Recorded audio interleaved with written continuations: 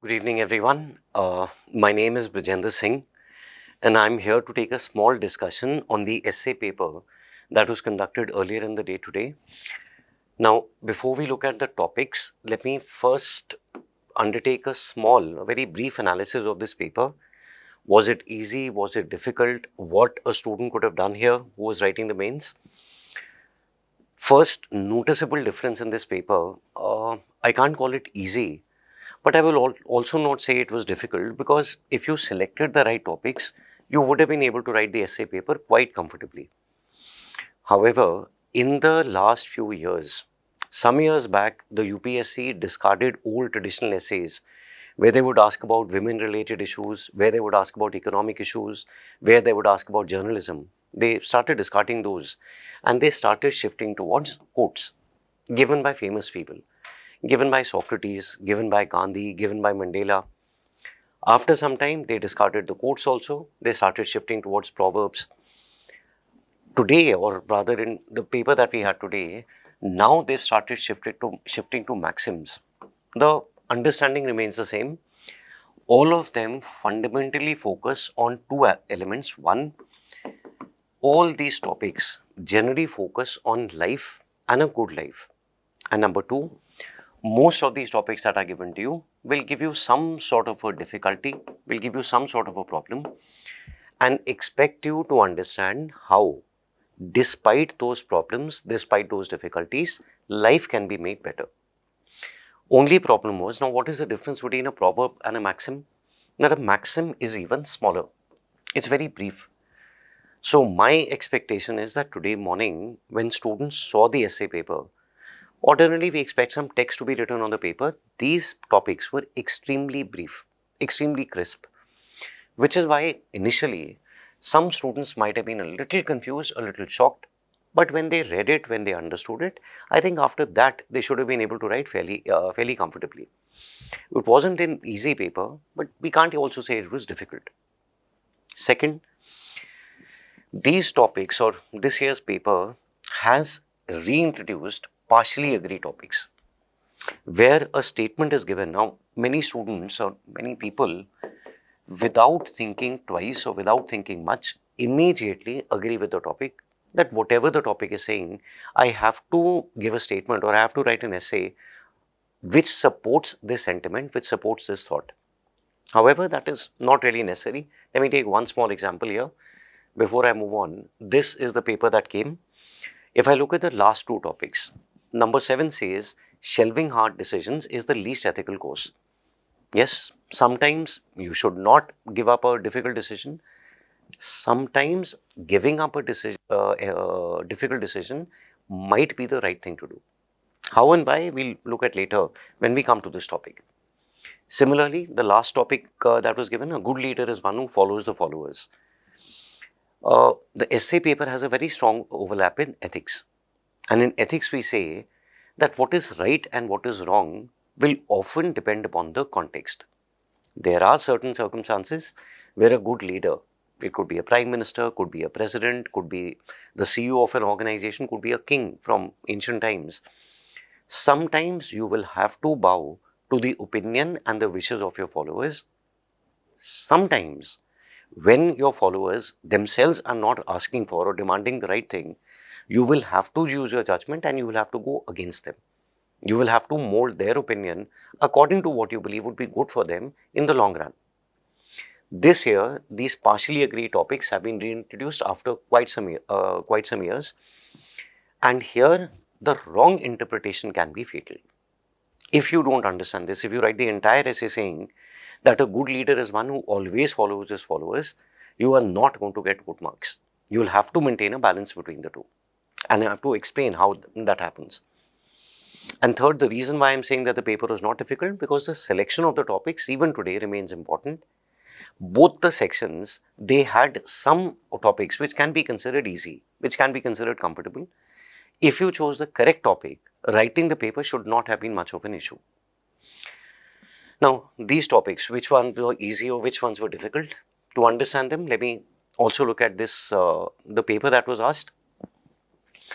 Now, the first topic that was given was oxymorons reflect the ironies of life. If you do not know the name of or the meaning of the word oxymoron, right then and there, reject the topic. Now, an oxymoron can be ironical, can be paradoxical, but if you do not know what it means, because when you're writing your essay, I will expect you to write some oxymorons and explain them according to the content that you're using. What is an oxymoron? Two words that are contradictory but which are placed together. For example, bittersweet.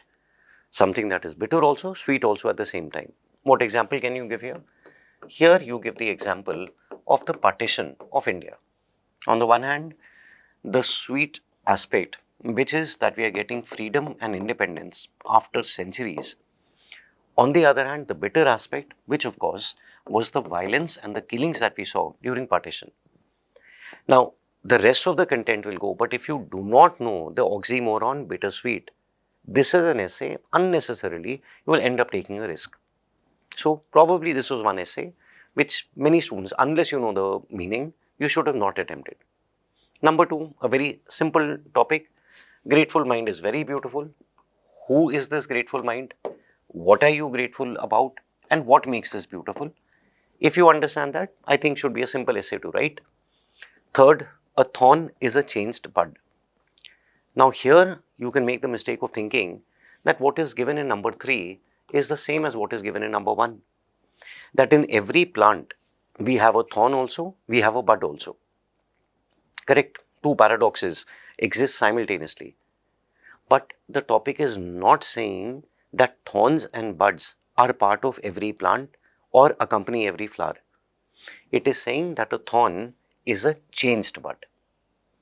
If it is a changed bud, then what you have to explain is why do some parts of the plant become a bud, later blossom into a flower, and why do some of them become thorns? What happens? Is it the survival instinct?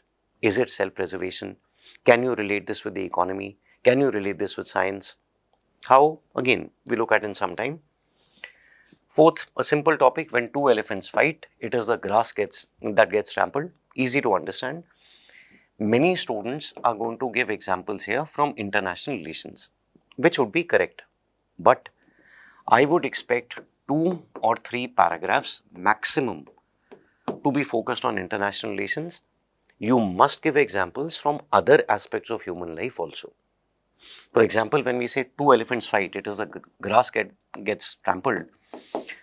A very good content to start your essay, to start the introduction, would be to talk about a child who is witnessing his parents undergoing a bitter divorce. The two elephants will fight.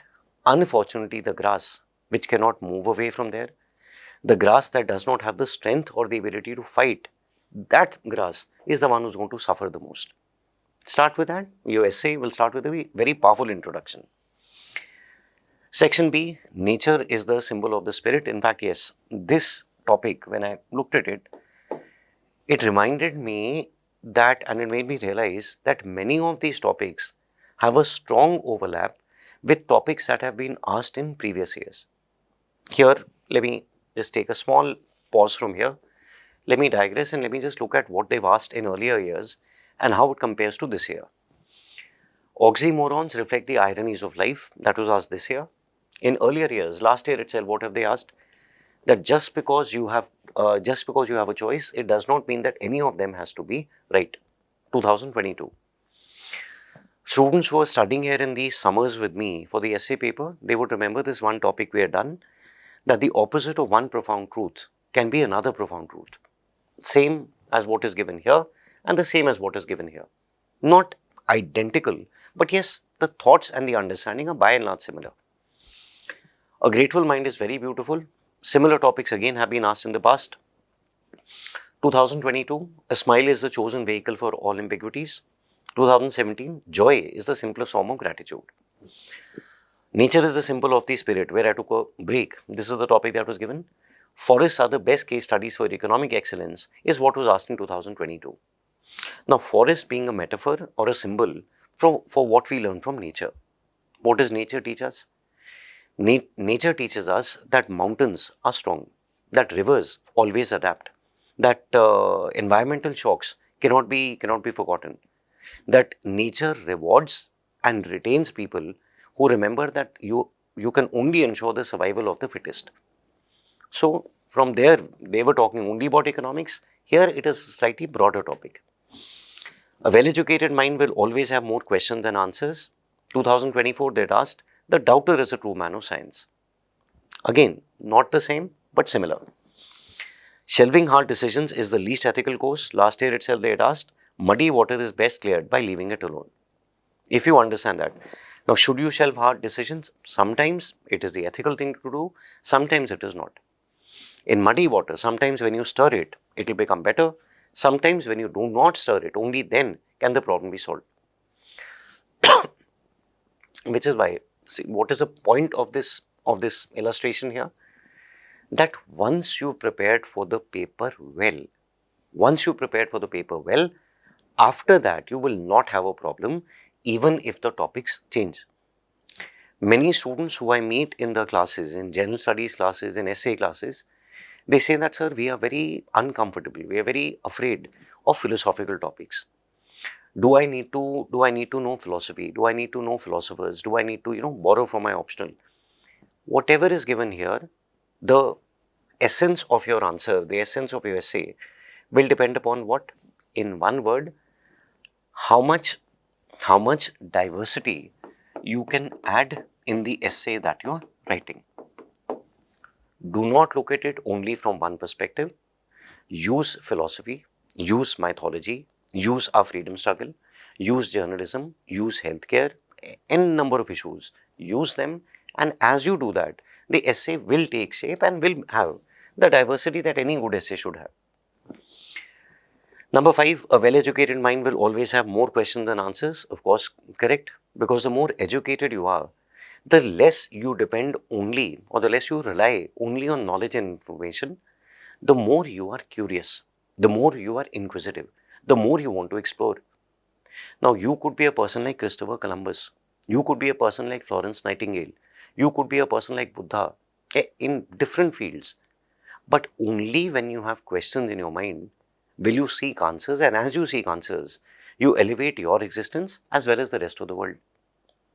The essays were not difficult, but yes, again, understand them as correctly as you can. Now here, more importantly, this was the paper that was asked. Now, what should a serious aspirant, not only an aspirant, what should a serious aspirant do? If I look at the students who study for general studies, for this exam, many students leave the essay paper right till the end. Since they leave it right till the end, they pick it up after the prelims. In fact, after the result of the prelims. As a result, this year, if I remember correctly, the result for the prelims was declared on the 18th of June. And the mains have started on the 21st of August, which means you have just about 2 months in which to prepare.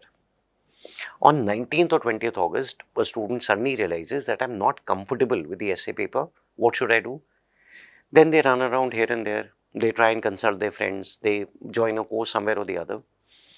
This year, in the summer batch that I was taking for essay, I had some students who are currently part of the GS batches also, who are currently preparing for GS. Now, I had 2 categories of students. Some students who are writing the mains this year, and some students who are currently studying and enrolled for GS.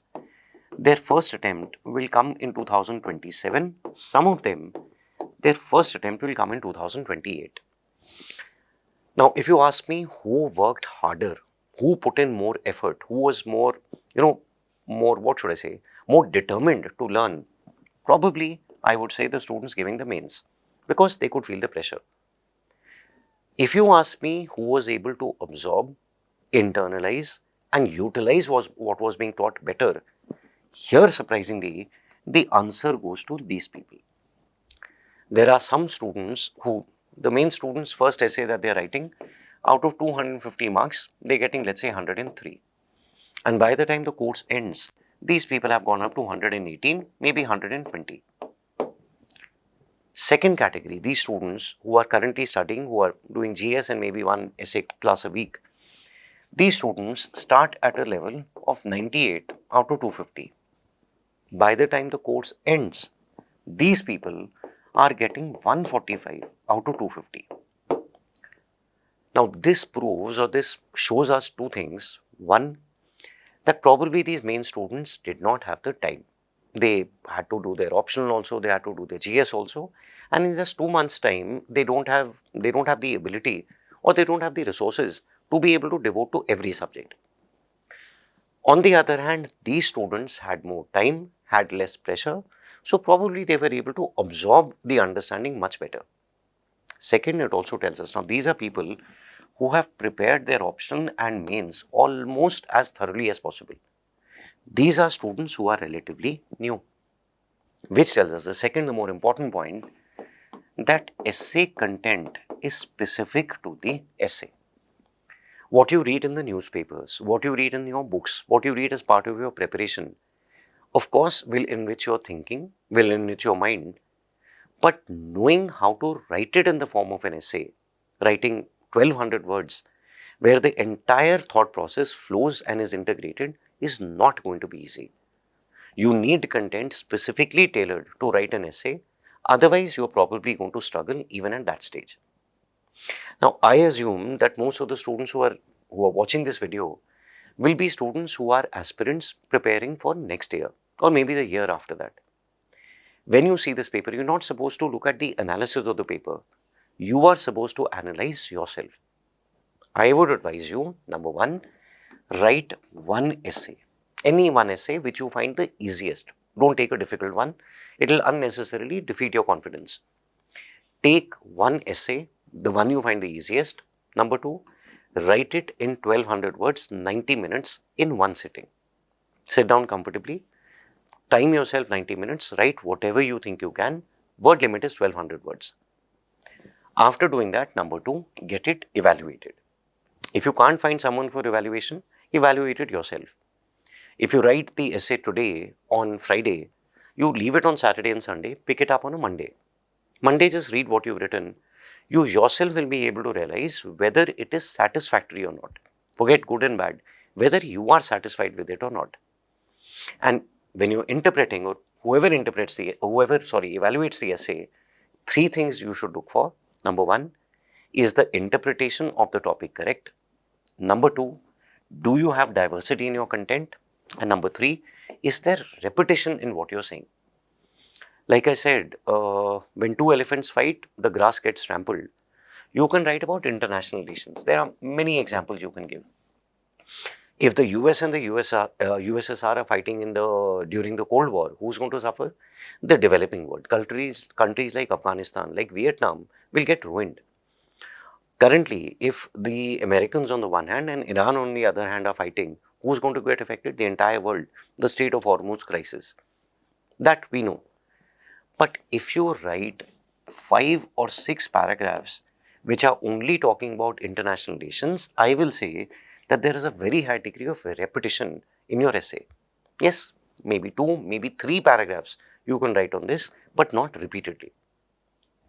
Third, once your essay has been evaluated or once you've evaluated yourself, number 3, check your confidence. Be honest with yourself. Don't try to give yourself a false sense of confidence. Genuinely think that if you wrote something similar in the essay paper, in the actual mains, do you think you would get a healthy score? What is a healthy score? Maybe 120, maybe 130. Let's keep it between 120, 30.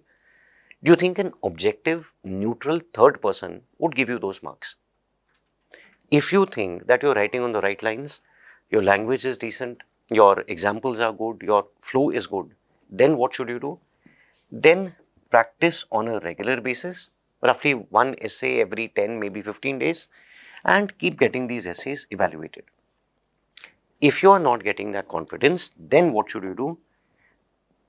My simple advice, it's a conflict of interest if I say it, but the truth is, then join a program. It's a full 250 mark paper. Students come and ask me, sir, how should I prepare for it? I tell them, go and collect some content and start practicing essay writing. After a couple of weeks, the same student will come back and will say that, sir, I don't know where to get the content from. I am a serious student.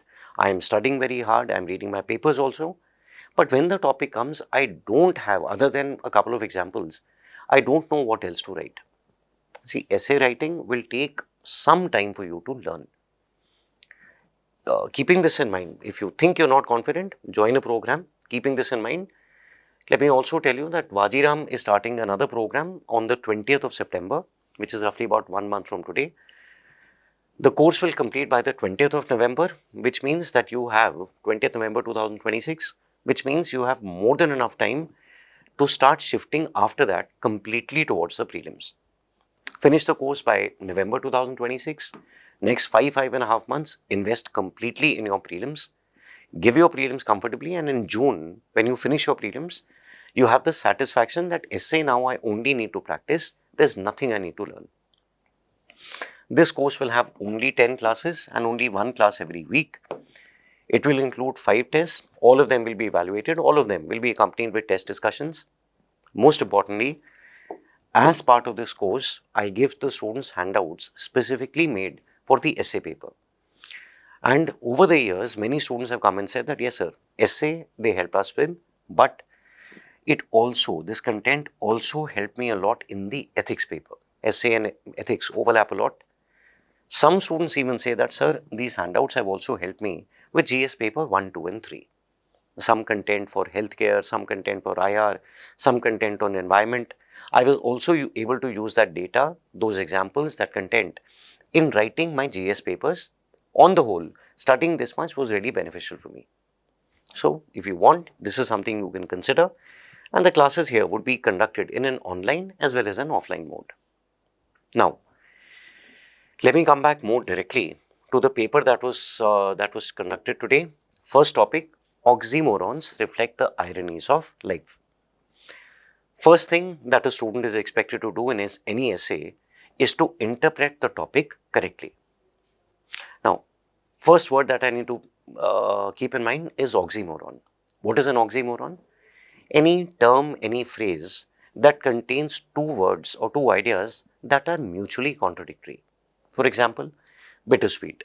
For example, living dead. For example, deafening silence. Number 2, what is an irony? An irony is when there is a difference, there is a contrast between what you expect and what you actually experience, what you actually witness in reality. Now, how do oxymorons reflect the ironies of life? Oxymorons help us understand and realize that life is very complex. Whatever we do in theory, whatever we are taught inside a classroom is very different from what life will actually show us in reality. And that is exactly what ironies also do.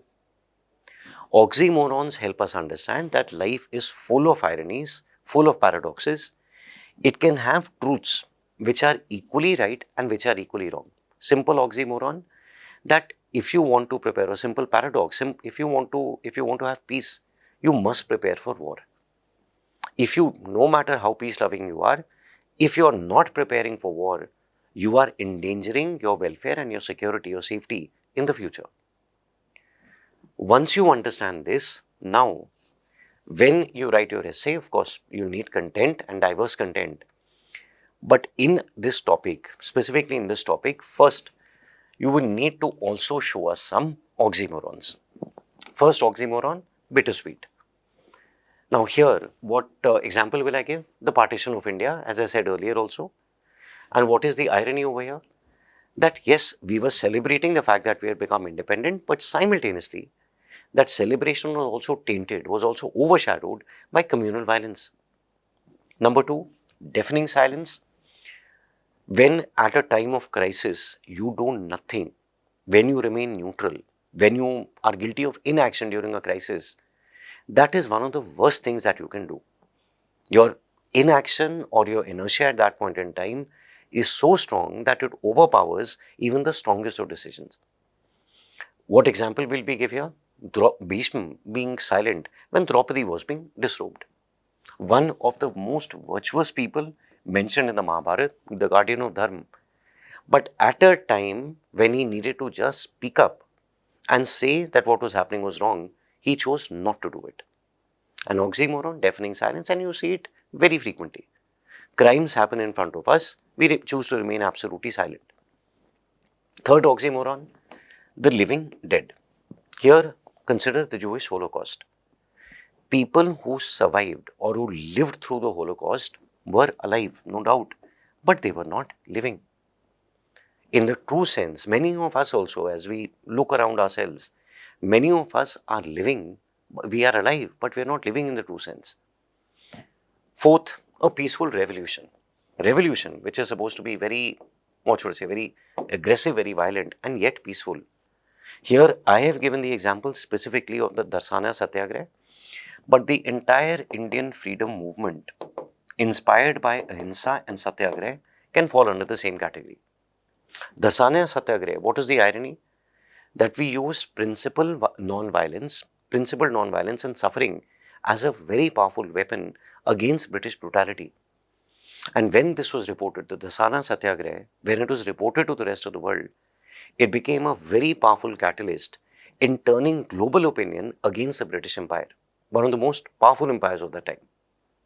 Fifth, peaceful nuclear tests or peaceful nuclear weapons. Here, consider the example of India's 1998 test, or Shakti, or our earlier test, Smiling Buddha. What is the irony? That if you want peace, you must prepare for war. India is able to maintain peace because we have a very strong no force use policy, and we have assured the world that we will use these weapons only as a credible deterrent.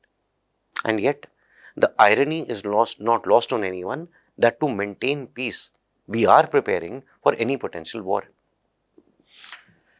Topic was not difficult. Diversity is easy to generate, but first, most importantly, understand the topic carefully. And for students who might want to write this essay, one advice I will again give: if you're not sure about the meaning of a word in any topic, topics are 7-8 words long. If you're not sure about the meaning of a word, right then and there, leave that topic on the side. Second topic that was given is the one I think many students would have written on. Second topic that was asked in the paper was this one: a grateful mind is very beautiful. And I believe that many students would have written. My suspicion is that many students would have chosen this topic. Who is a beautiful mind?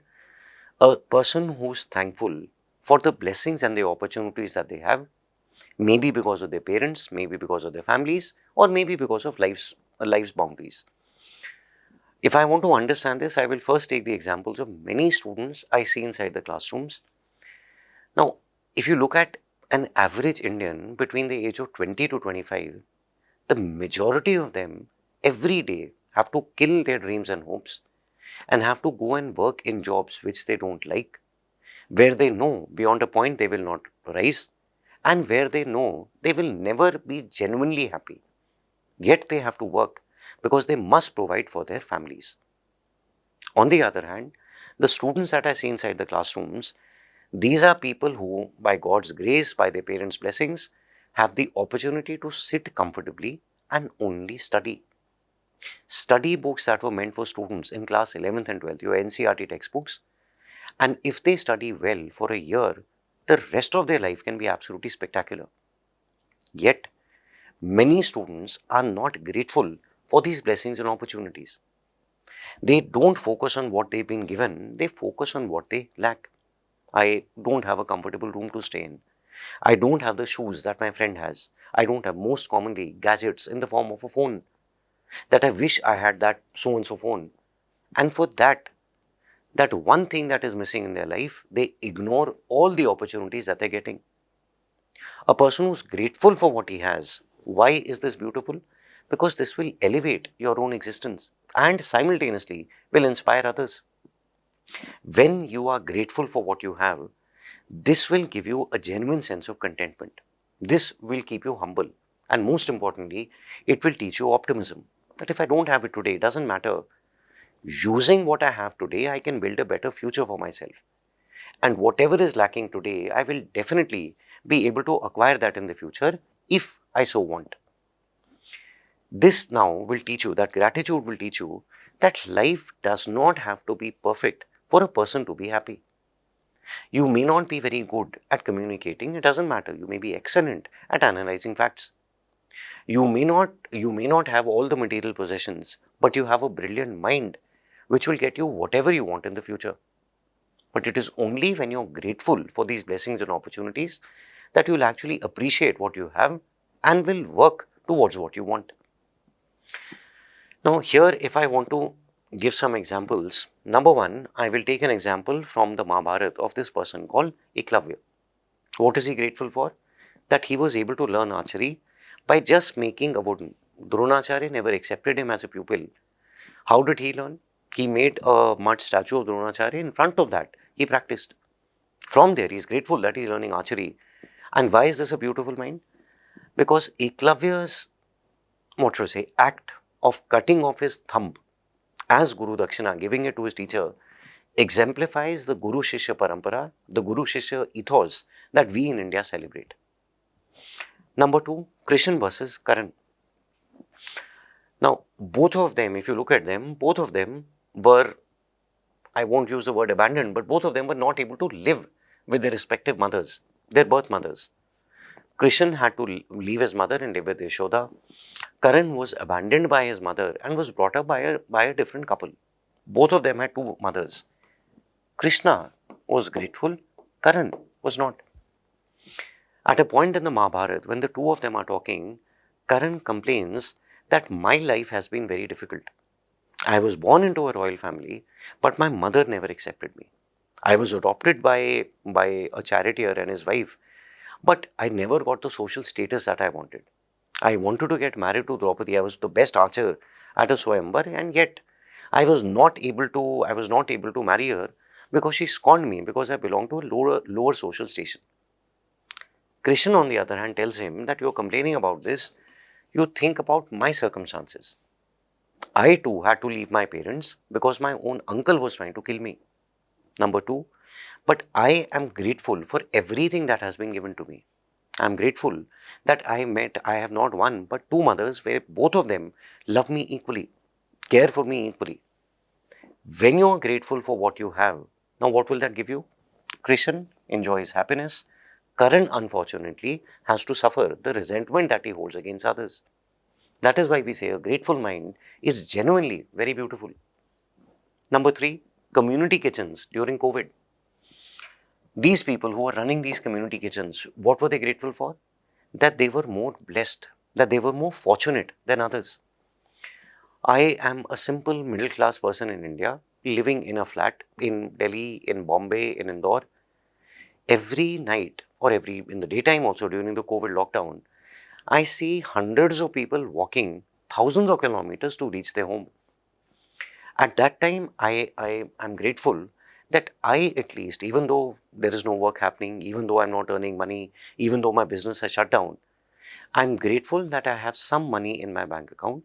I can afford to buy food. I can afford to bide my time till things come back to normal.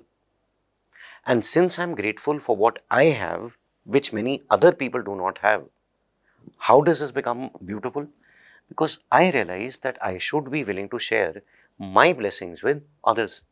And here now I start these community kitchens and I come to the aid of others. Number four, Ratan Tata. Genuinely one of the most beautiful minds that this country has seen. What is he grateful for? He is grateful, and the Tata group, I would say, has always been grateful for the service and the sacrifice of their employees. And perhaps they showed this the best in the assistance after they gave that they gave to their employees, to common citizens also, after the 26/11 attacks on Bombay, 2008. Apparently, it is reported that after the 2008 attacks, the Tata group did not help only their employees. They also helped railway employees who were injured or killed in the attacks. They helped police personnel who were injured or killed in the attacks. They even helped the families of hawkers who had carts outside the Taj Hotel the night the attacks happened. What are you grateful for? For what people do every day. And since you're genuinely grateful, this now leads to some outstanding and beautiful actions. Fifth, Nadia Murad, the Nobel Prize winner. What is she grateful for? That she was able to escape the captivity of ISIS. That part has got cut out, I think. And why is this beautiful? For almost 3 months, she was captured and held as a sexual captive by the ISIS. Fortunately, she was able to escape from there, and she remained grateful that although she was able to escape, there must be hundreds of other women who are still suffering. As a result, when she's grateful for what she's been blessed with, she now becomes a global human rights activist for human rights, especially the rights of women in conflict zones. But when will you do this? When you genuinely have gratitude for the blessings, for the opportunities that you've been given. Again, essay is not difficult, but yes, multiple examples and connect it thoroughly with the topic. Next topic that was asked is this one. A thorn is a changed bud. Now first, interpret the topic correctly, not as parts of a plant, but what exactly they symbolize. What is a bud? A bud symbolizes beauty, hope, progress. What does a thorn symbolize? It could symbolize pain, could symbolize danger. It can also symbolize defense. One of the most beautiful plants in existence is the rose. Now the rose is very beautiful. It has beautiful flowers, fragrant flowers. Without thorns, the roses would not be able to survive. Every passing human being, every passing animal attracted by the beauty would probably trample or eat the plant up. This is why the two of them must coexist. Some buds will blossom into flowers. Some buds or some parts of the plant will have to become thorns to protect the other buds. When do we become, as human beings, as common people, when do we start becoming thorns? When our survival is being threatened. When we realize that if you look at a small child, a child is always innocent, is always trusting, is very tender. As we grow up, depending upon the conditions of our environment, if we want to blossom or if we want to enable others to blossom, some of us will have to take on the mantle of defense and protection. We will have to learn resilience. We will have to learn how to defend ourselves. Some of us will have to undergo a deep inner transformation. Unless and until you become strong, in some circumstances, the world might trample upon you. And here, if I look at examples of who was a bud, how they became a thorn, who they protect, first example that comes to mind is this young girl called Malala Yousafzai. Again, a Nobel Prize winner. As a bud, who is she? Just a girl wanting to study. But when she just wants to study, the Pakistani Taliban will oppose her very vehemently. And as a thorn, what does she become? Not just a girl who's studying, but a girl who fights for other girls in Pakistan who want to study. And that will lead to the creation of the Malala Foundation. A thorn will not only protect herself or himself, but will also protect other buds. Second example that comes to mind, Indian girl Lakshmi Agarwal. As a bud, who's she? A common girl, a common citizen. As a thorn, who's she? Now, Lakshmi Agarwal was attacked, is the survivor of an acid attack. A person who, what should I say, a person who was interested in forming a relationship with her. She was regularly, repeatedly rejecting him. One day, out of that irritation, out of that anger, he threw acid on her face. Lakshmi Agarwal realized that this is not happening only with her, it is happening with countless girls and women across the country. Now, as a thorn, what does she become? She becomes a person who's a strong, one of the most vocal activists in India against acid attacks, petitions the Supreme Court of India to strictly regulate the sale of acid across the country. As a thorn, you protect not only yourself but also others. Third, Dashrath Manji. As a bud, who is he? Again, a common citizen, more specifically a laborer. As a thorn, what does he become? He now learns resilience. He learns determination because he realizes that despite repeated requests to the government, he is only meeting apathy. And when he becomes a thorn, what does he do? He makes healthcare accessible not just for himself, but for many other people living in the region. Fourth, Guru Tegh Bahadur, a very honored religious leader, specifically belonging to the Sikh community. Now that is a bud. He is inspiring and enlightening millions of people who come to him for his learnings, for his preachings. As a thorn, who does he become? He becomes the protector of Hindus by offering to martyr himself. When Aurangzeb tried to convert Hindus, specifically Kashmiri Pandits, Those people went to Guru Tegh Bahadur and asked him for protection. They said, we do not know what to do. Guru Tegh Bahadur traveled to Delhi and he said that nobody will convert you unless first they can convert me. For this, he had to lay down his life, he had to be martyred. And yet it was this thorn that was able to protect many birds. A thorn is a changed bud, because unless you change, protecting the buds will, or even yourself, will not be possible. Fifth, India and the non-aligned movement. At the time of independence, who were we? As a bud, who are we? A newly independent nation. There's a lot of hope. There's a lot of optimism. There's that belief that we are going to progress in the future. As a thorn, what do we become? We realize that we are living in a bipolar world where everyone has to make a choice between the US on the one hand and the USSR on the other. As such, our sovereignty to a large extent is being compromised. So what does India do? India starts NAM, and this gives many other developing nations, newly independent nations, a platform to remain sovereign, to remain neutral, to enjoy the freedom of control, the right of self-determination in a highly polarized world. Again, I think the content here should be easy. The question more importantly is, will you be able to generate this content in the limited time that you have in the exam? And number two, will you also be able to ensure diversity in the content that you're writing? Some parts based on healthcare, some parts based on international relations, some parts based on education. If you're able to do that, the essay itself should not be difficult to write. Moving on. Next topic was this one. When two elephants fight, it is the grass that gets trampled. Who are the two elephants? Strong entities. This could be individuals, this could be organizations, this could be nations. Number two, what does the grass symbolize? Common people who are relatively powerless. Even if the elephants fight, the grass does not have a choice. Elephants will fight for territory. Elephants will fight for power. They might even fight for their ego, their pride, their arrogance. The grass, unfortunately, does not have the strength and ability to fight. Even more tragically, it does not have the choice to escape. It will get trampled.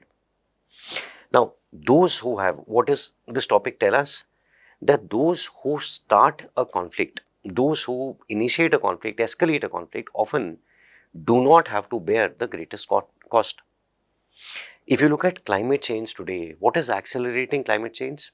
Invariably, the actions of developed nations. Their ecological footprint, their carbon footprint is extremely high. And yet, if you look at climate refugees, they're coming from those parts of the world which are either underdeveloped or which can barely be called developing. The human cost is suffered by those who do not have the option to fight and who do not have the option of escaping.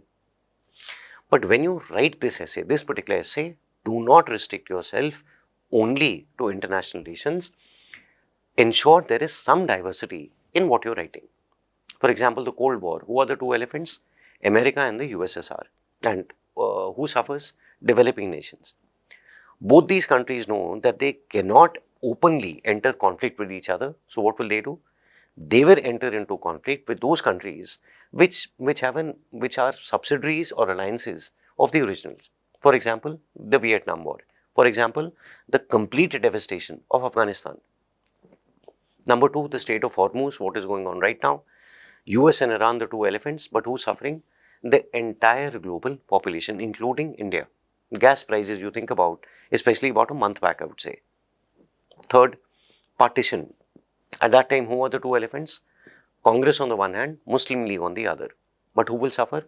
Common Indian citizens, the partition of India. Fourth, divorce. What I said when we were looking at this earlier, who are the elephants? The father and the mother. But who suffers the most? Who gets trampled? The child. The emotional and the psychological scars will affect the children for a long remainder of their life. And fifth, finally, climate finance. Who are the two elephants? Developed and developing countries. But who's suffering? When you keep arguing, keep debating and hesitate in contributing to climate finance, who will suffer? The global population. The targets that we repeatedly keep making for slowing down the rate of climate change, for slowing down or for reducing the increase in temperatures, we will not be able to meet. And who will get trampled? Unfortunately, every human being living on the planet. Not a difficult topic, but more important part, do not restrict yourself only to giving examples from IR. Otherwise, we'll say very simply that your essay lacks diversity. Next topic that was given was nature is the symbol of spirit. Now, what does nature do? Any person living, I live in Delhi, and any person living in a city like Delhi, Bombay, Bangalore, Chennai, the big cities, will tell you that after every few months, or at least after a couple of years, you genuinely feel the need to escape from these urban centers and go and experience nature. A person who goes for a 3-day trek, a person who goes for 1 day to Rishikesh for river rafting, when they come back, they feel completely rejuvenated. Why? Because there you're able to witness nature firsthand. What does nature do? When you look at mountains, when you look at forests, when you look at trees, when you look at rivers, this nature symbolizes and personifies the qualities we want to possess. When you look at a mountain, you go to the greater Himalaya, you go to the middle Himalayas. When you look at a mountain, you'll realize that your problems are very insignificant compared to the size of nature, compared to the size of our planet. You're worried about one exam. There are much bigger things that you should be enjoying from, that you should be learning from. When you look at a river, it teaches you adaptability. Every time a river meets a stone, the river either adapts itself around that stone, it does not cut the stone, it flows around it.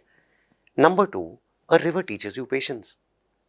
That no matter how big a rock, how strong a rock, if the river keeps flowing, gradually it is the rock that will wear off. The river will not stop. When you look at forests, what do forests and trees teach us? Generosity, sacrifice.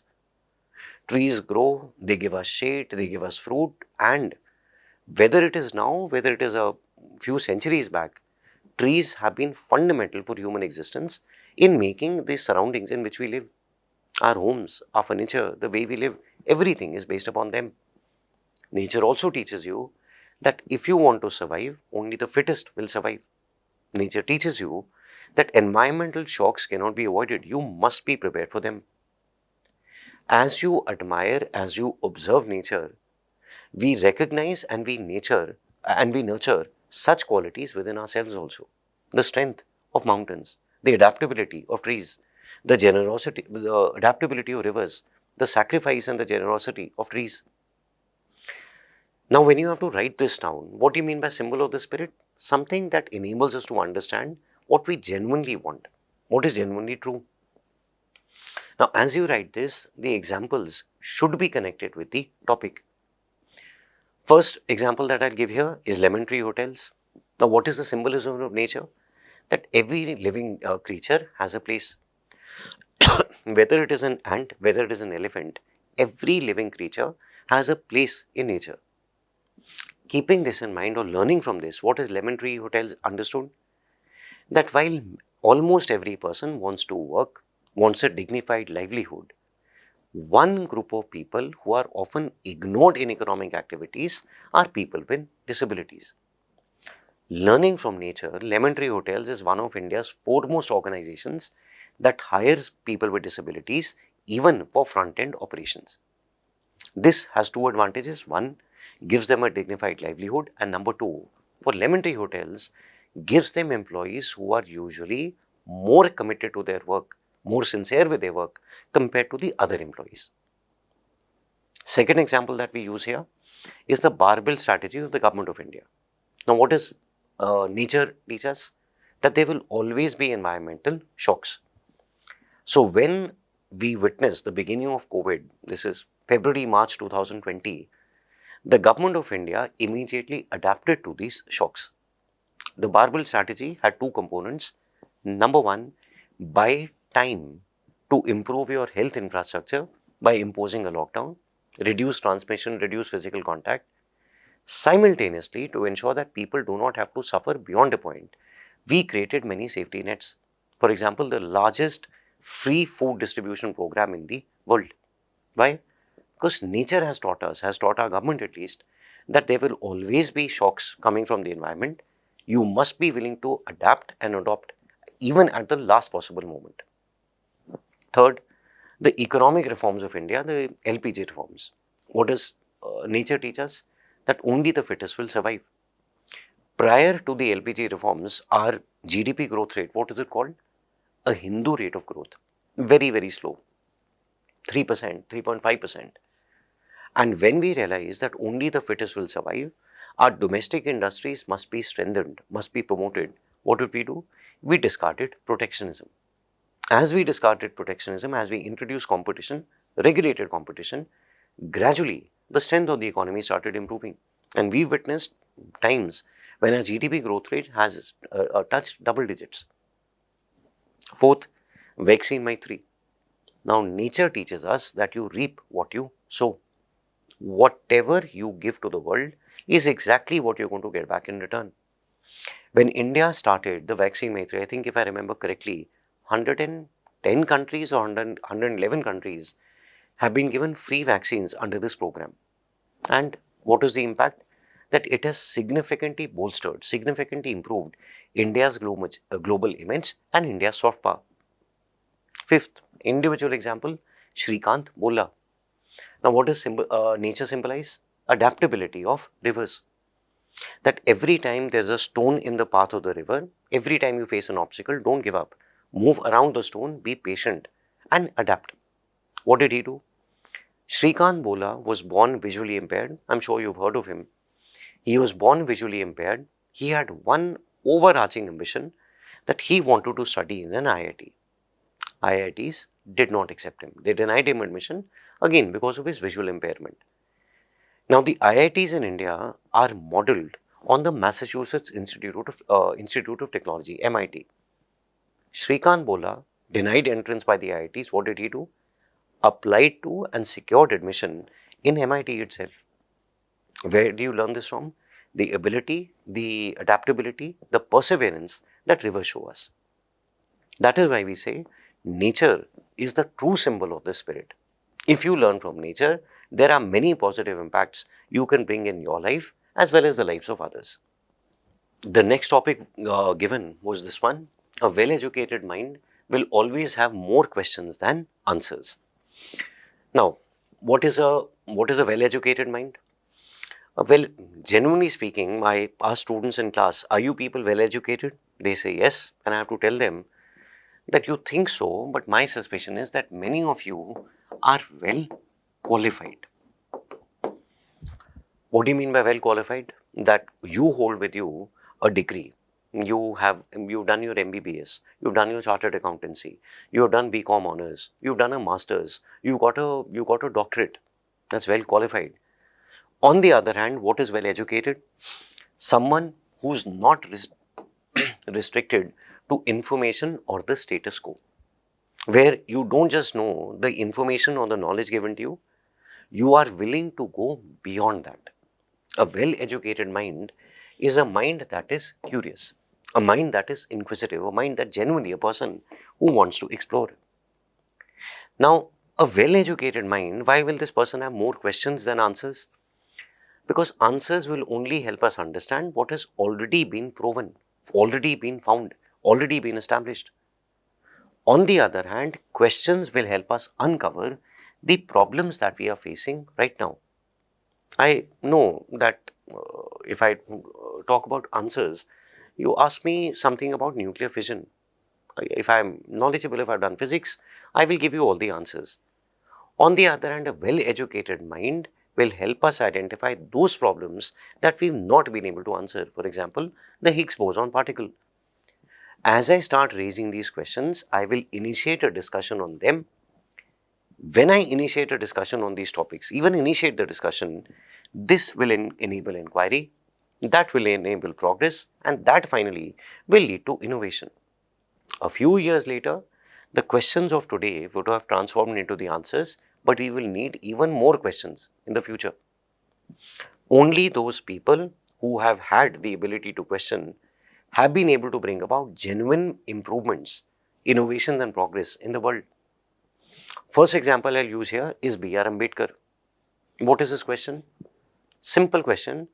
How can you justify a society which defines a person's worth only by their birth? At a time when a child is born, how can you define whether he'll be considered worthy or unworthy? Give him a chance to prove himself. And when he questions this, what does that lead to? The opposition and finally the abolition of untouchability. Number 2, Florence Nightingale. Working during the Crimean War, she asked one question: why is the death rate so high? And why was the death rate high? Florence Nightingale realized that fewer people were dying because of wounds. More people were dying when they were living in their tents or when they reached the hospitals. Why? Because of a lack of hygiene. This led to the simple, the simple prescription that every time you enter the tent, ensure that you leave your shoes outside, ensure that you wash your hands, wash your feet, basic hygiene please maintain. And when we understood the importance of personal hygiene, that is what is practiced today in every single clinic, every hospital across the world. Number 3, Chewang Norville. One question that he asked, or the fundamental question that he asked: why does Ladakh have water scarcity and how can this water scarcity be addressed? How can it be solved? What is the impact? He started creating artificial glaciers where water could be, when water was abundant, it could be trapped in the form of ice. Later, when water during the summers, the same artificial glaciers could be melted and the water that came from there would enable them to address this the problem of scarcity. 4th, Louis Braille. 3 years old when he lost his eyesight. One fundamental question: can a blind person also access information? And if they can, how can they do that? By creating a reading and writing system that is not dependent only upon sight, but which can also be used by touch. That is what we call the Braille system. 5th, Gutenberg. If you look at the entire education system of the world, I think it is based upon one simple invention, which is the printing press. Before the printing press, books were available, yes, but they were largely handwritten. As a result, they were very time consuming, they were very laborious, and they were very expensive. Only the rich and the elite could afford them. What does Gutenberg do? Asks one question: how can this knowledge be shared with the masses, be shared with everyone? And that leads to the invention and the discovery of the printing press. Only a well-educated mind will ask questions. When you ask the questions, this will inspire growth, change, and progress. Finally, coming to the last 2 topics that were given, and these are 2 topics where you should partially agree with the topic. If you completely agree with the topic, your interpretation will go completely off course. Topic number 7 was this one: shelving hard decisions is the least ethical course. Now, what is a hard decision? A decision that requires courage, that entails pain, that requires sacrifice. What is an ethical course? Something that is beneficial for society at large. Now, if something ethical is supposed to be beneficial for the large section of society or for most people, a decision can be considered ethical, or shelving a decision can be considered ethical when it promotes peace and progress. Sometimes shelving a decision is not ethical because it causes harm or it causes inertia. In simple language, we say that there are times in life where not taking a decision is a very powerful decision which can have terrible consequences. But when you should decide or when you should abstain from deciding depends upon 2 simple factors. Number 1, is the impact going to be good or is the impact going to be harmful? Now, this table that you are about to see in front of you, this table, pay attention to the last 2 columns. If required, pause the video here, go through these and understand why it is important that you partially agree with the topic. If you shelve the decision, the decision may not be ethical or the consequence may not be ethical. Sometimes when you shelve the decision, this would be the ethical thing to do. And sometimes if you don't shelve the decision, that would be the ethical thing to do. There are 3 different variations, which is why this kind of a topic, be careful and partially agree with it. First example that I'll take here is Kodak. In the 1950s, 60s, 70s, they were the world leader in photography, in making cameras, in making camera reels, those reels that used to come earlier. Now, they had to take a decision. Should we retain our current business model or should we shift to digital photography? What did they do? They did not take a decision. Their engineers, their managers kept, some of them at least, kept telling the top management that we are delaying this decision too much. It's high time we move on, high time we transform. Kodak did not do this. As a result, what happened? The entire company collapsed. Thousands of jobs lost. People lost their livelihood. Kodak today, if I talk to today's generation, many of them might not have even heard of it. You want another example on similar lines? You think about Nokia and smartphones. Shift, the market leader without doubt, I think at any point in time controlling almost 2/3 of the mobile market, and today literally non-existent. Why is it not ethical? Because as competition reduces, prices will increase. Their own employees will lose jobs. Their suppliers will lose business. You shelved the decision and it was not ethical. So far, the topic seems to be right. Number 2, Maharaj Hari Singh, Jammu and Kashmir. What decision, hard decision does he have to take? Should I accede to India? Now, he did not take the decision at the right time. He shelved the decision. Was that ethical? No. That led to the Kashmir War 1948 when Pakistani raiders entered India or entered Kashmir.